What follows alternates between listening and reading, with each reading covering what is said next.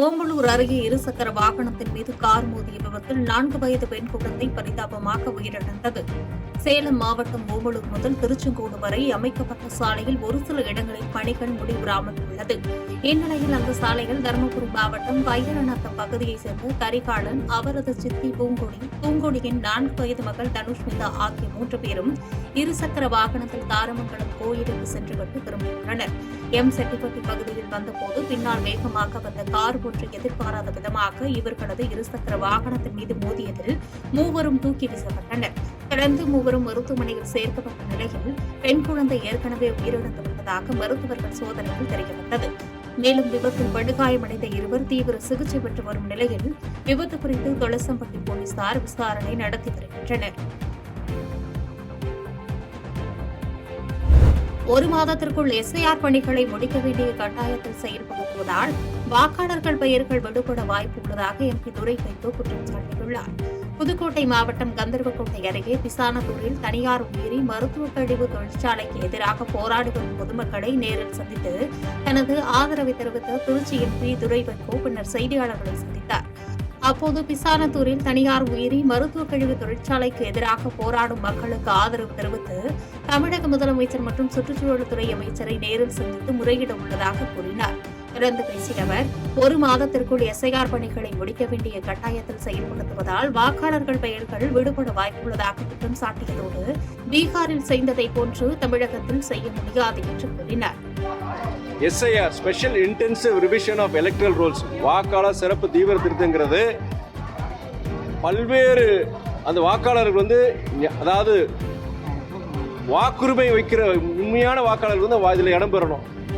தகுதி இழந்தவங்களுக்கு அதில் வாக்குரிமை அவங்களுக்கு கிடையாதுங்கிறது அதோடைய நோக்கம். ஆனால் இந்த எஸ்ஐஆர் கிட்டத்தட்ட ஒரு வருஷம் 2 வருஷம் 3 வருஷம் கடந்த காலத்தை அப்படியே நடத்தியிருக்கிறாங்க. அது அப்படி நடத்தி உண்மையிலேயே இதில் தகுதி இல்லாதவங்களுக்கு அந்த வாக்காளர் பட்டியலை நீக்கிறதும் தகுதி உள்ளவங்களுக்கு அதில் வாக்காளர் இடம்பெறதான் இதோடைய நோக்கம். ஆனால் இன்னைக்கு அவசர ஒரு மாசத்துக்குள்ள முடிக்கணும்னு சொல்றாங்க. நீங்க சொல்ற மாதிரி இந்த மாதிரி கிராமங்களை பொறுத்த வரைக்கும் இன்டர்நெட் வசதி அவ்வளவு இருக்காது. இது என்னன்னா எந்த நோக்கத்துக்காண்டி இந்த எஸ்ஐஆர் கொண்டு வந்தாங்க?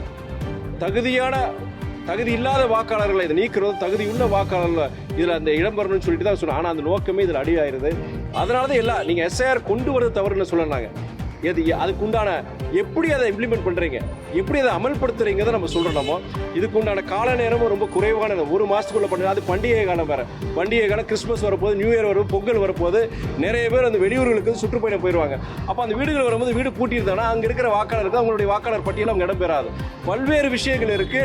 இது சரியான முறையில் அமல்படுத்தாதனால தான் நம்ம எல்லா தமிழ்நாட்டில் இருக்க அனைத்து அரசியல் இயக்கங்களும் இதை எதிர்க்கிறாங்க. கோவில்பட்டி அருகே ரயில்வே தண்டவாளத்தில் 12ஆம் வகுப்பு மாணவன் சடலமாக மீட்கப்பட்டுள்ள சம்பவத்தில் தற்கொலையா உள்ளிட்ட பல்வேறு கோணங்களில் போலீசார் தீவிர விசாரணை நடத்தி வருகின்றனர். தூத்துக்குடி மாவட்டம் கோவில்பட்டி அருகே நிலா நகரை சேர்ந்த பழனிவேல் முத்துசாமி தம்பதியின் 17 வயது மகன் தருண்ராஜ். இவர் தனியார் பள்ளியில் +2 படித்து வந்தார். நேற்று இரவு வெகு நேரமாக மாணவன் செல்போனில் உரையாடியதை கண்டித்த நிலையில் மாணவன் காலையில் வீட்டிலிருந்து மாயமாகியுள்ளார். இதனைத் தொடர்ந்து பெற்றோர் பதறி அடித்து தேடிய நிலையில் பெத்தேல் பகுதியில் உள்ள ரயில்வே தண்டவாளம் அருகே ரயிலில் அடிபட்டு மாணவன் சடலமாக கிடப்பது தெரியவந்தது. தகவலின் பேரில் அங்கு சென்ற போலீசார் மாணவன் உடலை மீட்டு உடற்கூறு ஆய்வுக்கு அனுப்பி வைத்தனர். மேலும் தற்கொலையா அல்லது வேறு ஏதாவது காரணமா என்ற கோணத்தில் தீவிர விசாரணை நடத்தி வருகின்றனர். திருச்சி மாவட்ட பாஜக அலுவலகத்தில் எஸ்ஐஆர் படிவம் தொடர்பான விளக்க கூட்டம் நடைபெற்றது. இதில் பாஜக தேசிய பொதுச் செயலாளர் தருண்சுக், தமிழ்நாடு மாநில பாஜக தலைவர் நயினார் நாகேந்திரன், தமிழ்நாடு முன்னாள் மாநில பாஜக தலைவர் அண்ணாமலை மற்றும் பொன் ராதாகிருஷ்ணன் உள்ளிட்ட முக்கிய நிர்வாகிகள் கலந்து கொண்டனர். இந்த ஆலோசனைக் கூட்டத்தில் எஸ்ஐஆர் படிவம் குறித்து பொதுமக்களுக்கு பாஜக நிர்வாகிகள் எடுத்துரைக்க வேண்டும் என்றும் எஸ்ஐஆர் படிவத்தை எவ்வாறு பூர்த்தி செய்ய வேண்டும் உள்ளிட்டவைகள் குறித்து விவாதிக்கப்பட்டது. கடலூர் மாவட்ட விளையாட்டு வீரர்கள் மற்றும் வீராங்கனைகளுக்கு அமைச்சர் சி.வே. கணேசன் ஹாக்கி உலகக்கோப்பை அறிமுகம் செய்து வைத்து சிறப்பித்தார். ஹாக்கி உலகக்கோப்பை தமிழகத்தின் பல்வேறு மாவட்டங்களுக்கு சுற்றுப்பயணம் மேற்கொள்ளப்பட்டு வரும் நிலையில் இன்று கடலூர் மஞ்சக்குப்பம் அண்ணா விளையாட்டு மைதானத்தில் ஆண்கள் ஜூனியர் ஹாக்கி உலகக்கோப்பை அறிமுக விழா நடைபெற்றது. மாவட்ட ஆட்சித்தலைவர் சி.பி. ஆதித்ய செந்தில்குமார் முன்னிலையில் அமைச்சர் சி.வே. கணேசன் கடலூர் மாவட்ட விளையாட்டு வீரர்கள் மற்றும் வீராங்கனைகளுக்கு ஹாக்கி உலகக்கோப்பையை அறிமுகம் செய்து வைத்து சிறப்புரையாற்றினார். இந்த நிகழ்வில் சட்டமன்ற உறுப்பினர் ஐயப்பன், மேயர் சுந்தரி ராஜா உட்பட பலர் கலந்து கொண்டு சிறப்பித்தனர். காரியாபட்டி அருகே தான் படித்த அரசு பள்ளியின் சார்பில் 10,000 பனை விதைகள் 1000 மரக்கன்றுகள் நடும் பணியினை அமைச்சர் தங்கம் தென்னரசு துவக்கி வைத்து சிறப்பித்தார். விருதுநகர் மாவட்டம் காரியாபட்டி அருகே மல்லாங்கிணறு அரசு மேல்நிலைப் பள்ளியின் சார்பில் சுற்றுச்சூழலை பாதுகாக்கும் வகையில் மல்லாங்கிணறு பேரூராட்சிக்குட்பட்ட பகுதிகளில் பனை விதைகள் மற்றும் நிழல் தரும் மரக்கன்றுகள் நடும் பணி நடைபெற்றது.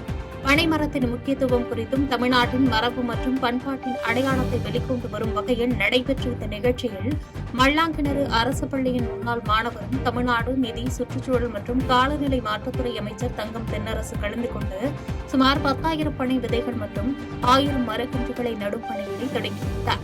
முன்னதாக அங்கு வருகை புரிந்த நிதியமைச்சருக்கு அரசு பள்ளியின் ஆசிரியர்கள் மற்றும் மாணவ மாணவிகள் உற்சாக வரவேற்பு அளித்தனர். வேலூர் மாவட்டத்தில் 95% SIR சிறப்பு முகாம் பணியில் BLOக்கள் தன்னார்வலர்கள் ஈடுபட்டு வருவதாக மாவட்ட ஆட்சித்தலைவர் தகவல் கூறினார். வேலூர் மாவட்டம் காட்பாடி வீடு பகுதியில் உள்ள அரசு பள்ளியில் நடைபெற்ற நலன் காக்கும் ஸ்டாலின் மருத்துவ முகாமினை மாவட்ட ஆட்சித்தலைவர் சுப்புலட்சுமி மற்றும் நாடாளுமன்ற உறுப்பினர் கதிர் ஆனந்த் ஆகியோர் நேரில் பார்வையிட்டு பொதுமக்களிடம் சிகிச்சைகள் குறித்து கேட்டறிந்தனர். பின்னர் செய்தியாளர்களை சந்தித்த மாவட்ட ஆட்சித்தலைவர் வேலூர் மாவட்டத்தில் 95% SIR சிறப்பு முகாம் பணியில் BLOக்கள் தன்னார்வலர்கள் ஈடுபட்டு வருவதாகவும் SIR சிறப்பு முகாமிற்கு வர இயலாத மாற்றுத்திறனாளிகள் மற்றும் மூத்த குடிமக்களுக்கு வரும் திங்கட்கிழமை அவர்களின் வீடுகளுக்கு சென்று படிவங்கள் பெறப்படும் என்று கூறினார். பின்னர் செய்தியாளர்களை சந்தித்த MP கதிர் ஆனந்த், காட்பாடி சித்தூர் பேருந்து நிலையத்தில் மழை பெய்தால் குளம் போன்று தண்ணீர் தேங்கி துர்நாற்றம் வீசுகிறது என செய்தியாளர்கள் எழுப்பிய கேள்விக்கு கவர் அண்ட் கட் திட்ட பணிகள் முடிந்தவுடன் காட்பாடி பகுதியில் ஒரு சொட்டு தண்ணீர் கூட சாலையில் தேங்காது என்றும் காட்பாடி ரயில்வே மேம்பாலத்தில் ஆங்காங்கே ஏற்பட்டுள்ள பள்ளங்களை மழை முடிந்தவுடன் இன்னும் ஒரு வார காலத்திற்குள் முழுவதுமாக சீர் செய்யப்படும் என்று உறுதியளித்தார். கிட்டத்தட்ட ஒரு 18-19 கோடி ரூபாய் பணம் ஒதுக்கீடு செய்து கட் அண்ட் கவர்ன்னு சொல்லிட்டு அந்த பாண்டியன் மடுகுன்ற ஒரு கான்செப்டை கொண்டு வந்து பண்ணியிருக்காங்க. அது கடந்த ஒரு வாரத்தில் தான் அதுக்கு இனாகிரேட்டம் பண்ணியிருக்காங்க. அந்த வேலையை ஆரம்பித்த உடனே ஒரு சொட்டு தண்ணீர் கூட எங்கேயுமே வெள்ள பகுதியே காடாக இல்லாத வகையில் அத்தனை தண்ணியுமே ட்ரெயின் அவுட் பண்ணுறதுக்காக அந்த திட்டம் வந்திருக்கு. கண்டிப்பாக அது இந்த மழை முடிஞ்ச உடனே அதுக்கான துரிதமான வேலைகள் ஆரம்பிக்கும். அது மட்டும் இல்லாமல் நம்ம காட்பாடி மேம்பாலத்தில் பார்த்தீங்கன்னா அந்த தார் விட்டுட்டு இருக்கு. ஏன்னா மழை காலன்றதுனால ஒரு பெரிய பெரிய பள்ளங்கள் இருக்கு. அதை NHD கிட்ட அவரோட கவனத்துக்கு கொண்டு போயிருக்க. அவர் இப்போ இந்த மழை பெய்யும் பொழுது அது போட்டால் மீண்டும் அது கழண்டி வந்துடும் சொல்லியிருக்காரு.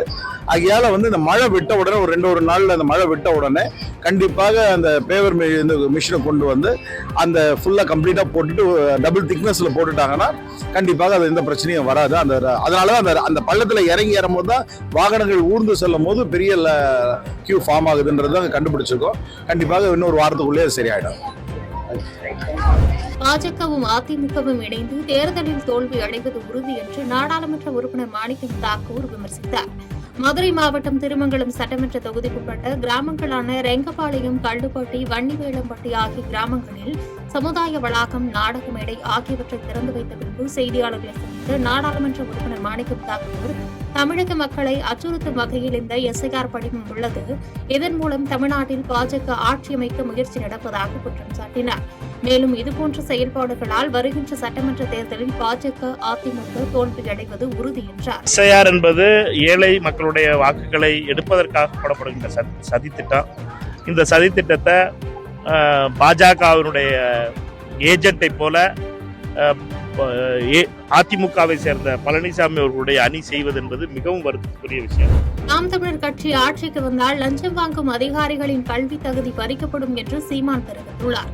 நெல்லையில் இன்று செய்தியாளர்களை சந்தித்த நாம் தமிழர் கட்சி ஒருங்கிணைப்பாளர் சீமான் தமிழகத்தில் மேய்ச்சல் நிலங்கள் அழிக்கப்பட்டு விட்டதாக குற்றம் சாட்டினார். கள்ளக்குறிச்சி, மரக்காணம் சம்பவங்களுக்கு பிறகும் அரசு விழித்துக் கொள்ளவில்லை என்று குற்றம் சாட்டிய அவர், பாட்டிலுக்கு 10 ரூபாய் என பாட்டு பாடும் விஜய் கூட ஆட்சிக்கு வந்தால் மதுக்கடையை மூடுவேன் என்று கூறவில்லை என்றார்.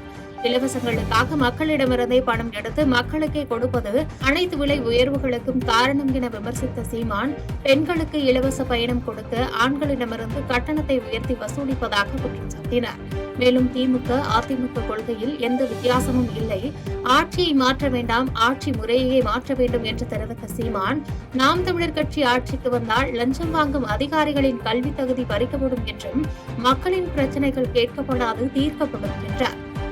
இப்போ ஆட்சி முறை மாற்றம், இவர் லஞ்சம் பெற்றுட்டாரு நிறைய சொல்றாரு. இப்போ நான் முதலமைச்சர்னா அவருடைய கல்வி தகுதியை இலக்க வச்சுக்கிறேன். பணி இடமாற்றமோ பணி நீக்கமோ கிடையாது. பணி இடை நீக்கிறதுல நிரந்தர பணி நீக்கம், வெளியிலவோ உன் கல்வி சான்றிதழை கொடு, அவ்வளோதான் முடியும். அது இல்லை, அது தகுதியிலங்கிறது. அதுக்கப்புறம் நான் அவ்வளோ படித்தேன் இவ்வளோ படித்தேன், படித்ததுக்கு ஏற்ப வேலை செஞ்சுக்கணும். நிற்க அதற்கு தகுதானே, கற்பவை கற்றவை நிற்க அதற்கு தக, அது நிற்கலே. நெல் ஈரப்பதம் அதிகரிக்க காரணம் தமிழக அரசுதான் என நயினார் நாகேந்திரன் குற்றச்சாட்டை முன்வைத்துள்ளார். திருச்சி மாவட்ட பாஜக அலுவலகத்தில் எஸ்ஐஆர் தொடர்பான விளக்க கூட்டத்திற்கு பின்னர் செய்தியாளர்களிடம் பேசிய பாஜக மாநில தலைவர் நயினார் நாகேந்திரன், நெல் ஈரப்பதம் அதிகமாவதற்கு திமுக அரசுதான் காரணம், அதற்கு திமுக அரசை முழு பொறுப்பேற்க வேண்டும் என்றார். தமிழக அரசு முறையான சேமிப்பு கிடங்குகளை அமைக்கவில்லை என்று குற்றம் சாட்டிய அவர், நெல்களை நனையவிட்ட பின்பு ஈரப்பதத்தை அதிகரித்து தர வேண்டும் என கூறுவதில் என்ன நியாயம் இருக்கிறது என காட்டமாக கேள்வி எழுப்பியதோடு, இந்த விவகாரத்தில் பொறுப்பேற்க வேண்டியது திமுக அரசுதானே தவிர மத்திய அரசு இல்லை என்றார். மேலும் தான் டெல்டா பகுதியை சேர்ந்தவர் என கூறிக்கொள்ளும் முதலமைச்சர் ஸ்டாலின் டெல்டா மாவட்ட விவசாயிகளை வஞ்சித்து வருவதாக விமர்சித்தார். எங்களுடைய கேள்வி, அறுவடை நடந்து முடிந்தவுடனே ஏன் நீங்க கொள்முதல்? ஆக மழையில நனைய விட்டு பயிரெல்லாம் முளைக்க விட்டு அது பிற ஈரப்பதத்துக்கு உருவாதாங்கன்னு கேட்கறதுல என்ன நியாயம் இருக்குது? முழுக்க தமிழ்நாடு அரசாங்கத்துடைய பொறுப்பு, மதிப்புக்குரிய ஸ்டாலின் முதலமைச்சர் அவருடைய பொறுப்பு. அத்தனை பொறுப்பேற்க வேண்டியது தமிழ்நாடு முதலமைச்சர் தவிர மத்திய அரசு. பாலியல் துன்புறுத்தலுக்கு உள்ளாகும் பெண்களை நோக்கி உடை குறித்தும் ஆண் நண்பருடன் தனியாக ஏன் சென்றாய் என்று கேட்பதும் ஒருவித மனநோய் என்று சௌமியா அன்புமணி கூறினார். சென்னை உத்தண்டியில் 2026 சட்டமன்ற தேர்தலுக்கான பரப்புரையை மேற்கொள்வது தொடர்பாக பசுமை தாயகம் அமைப்பின் தலைவர் சௌமியா அன்புமணி தலைமையில் பாமக மகளிர் அணி மாநில மாவட்ட நிர்வாகிகள் ஆலோசனைக் கூட்டம் தனியார் நட்சத்திர விடுதியில் நடைபெற்றது. தொடர்ந்து உரையாற்றிய சௌமியா அன்புமணி, தமிழகத்தில் போதைப் பழக்கம் அதிகரிப்பால் வயதானோர் மதுவுக்கும் சிறுவர்கள் கஞ்சா உள்ளிட்ட போதைக்கும் அடிமையாக்கி வருவதாக குற்றம் சாட்டினார். போதைப் பழக்கம் இல்லாத நல்ல ஆண் பிள்ளைகளை கண்டறிந்து நம் பிள்ளைகளுக்கு திருமணம் செய்து வைப்பது சவாலாகி வருவதாக கூறிய அவர், காவல்துறை, நீதித்துறை, மருத்துவத்துறை ஆகியவை இணைந்து பாலியல் வன்கொடுமைக்கு ஆளாகும் பெண் குழந்தைகளுக்கு, பெண்களுக்கு உடனடியாக தண்டனையை பெற்றுத்தர வேண்டும் என்று வலியுறுத்தினார். மேலும் பாலியல் துன்புறுத்தலுக்கு உள்ளாகும் பெண்களை நோக்கி உடை குறித்தும் ஆண் நண்பருடன் தனியாக ஏன் சென்றாய் என்று கேட்பதும் ஒருவிதமான மனநோய் என்று சாட்டினார். செய்திகளை உடனுக்குடன் தெரிந்து கொள்ள கீழ்க்கண்ட கேபிள் மற்றும் டிடிஎச் நெட்வொர்க்குகளில் எம்நாடு செய்தி தொலைக்காட்சியை காணுங்கள். பாதகம் செய்பவரை கண்டால் நாம் பயம் கொள்ளலாகாது பாப்பா. மோதி மிதித்து விடு பாப்பா, அவர் முகத்தில் உமிழ்ந்து விடு பாப்பா. அண்மை செய்திகளை உடனுக்குடன் தெரிந்து கொள்ள இணைந்திருங்கள் எம்நாடு தொலைக்காட்சியுடன்.